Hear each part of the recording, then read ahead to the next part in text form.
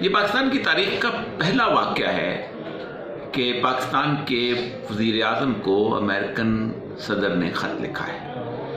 عمومی طور پر ایسے معاملات خطوط کے ذریعے طے نہیں ہوا کرتے، بلکہ ایک سفارتی راستہ ہوتا ہے کہ امبیسڈر سے بات کرتے ہیں اور امبیسڈر جا کے پاکستان کی وزارت خارجہ میں گفتگو کر لیتا ہے یا پھر براہ راست وزیر اعظم سے بات کر لیا کرتا ہے۔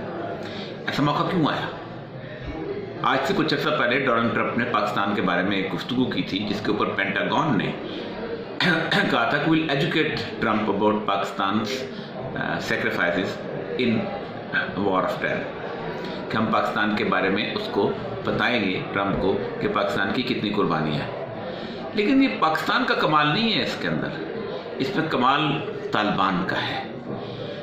طالبان کی جو جنگ ہے یہ انسانی تاریخ کی وہ واحد جنگ ہے نون تاریخ کی کہ جس کے اندر پوری دنیا ایک طرف تھی اور نہتے طالبان دوسری طرف تھے۔ یہ 40-45 ہزار لوگ تھے، ان کی حکومت ان کے ساتھ نہیں تھی بلکہ ان کی حکومت ان پر مسلط کی گئی تھی۔ دنیا بھر کی جو صدیوں سے ٹیکنالوجی ڈیولپ کی گئی تھی، اس ٹیکنالوجی کی انتہا جو تھی وہ امریکہ کے پاس تھی اور اس کے ساتھ روس اور برطانیہ کے پاس تھی۔ یہ تمام ممالک اس پہ چڑھ دوڑے تھے اور اس کے ساتھ ساتھ تمام پڑوسی جو تھے ان کا ساتھ دے رہے تھے، یہاں تک کہ چین، پاکستان، ایران، تاجکستان اور یہ تمام ممالک جو کہ افغانستان جیسے لینڈ لاک کنٹری کے ساتھ تھے، وہ بھی افغانستان کے لیے اس پر حملہ کرنے کے لیے راستہ دے رہے تھے۔ لیکن 11 سال بلکہ 11 سے بھی زیادہ 17 سال کی یہ جنگ ہے کہ جو بہت شدت کے ساتھ لڑی گئی ہے۔ 11 سال تو بہت انٹینس لڑی گئی۔ اس 17 سال کی جنگ میں حالت یہ ہوئی کہ امریکہ جو ہے اس کو 1007 ارب ڈالر جو ہے اس کے نقصان کے ساتھ ساتھ جانوں کا، مال کا بے تحاشا نقصان، خفت اور ذلت اٹھانے کے بعد اب حالت یہ ہے کہ اس کو عزت سے نکلنے کا کوئی راستہ نہیں مل رہا۔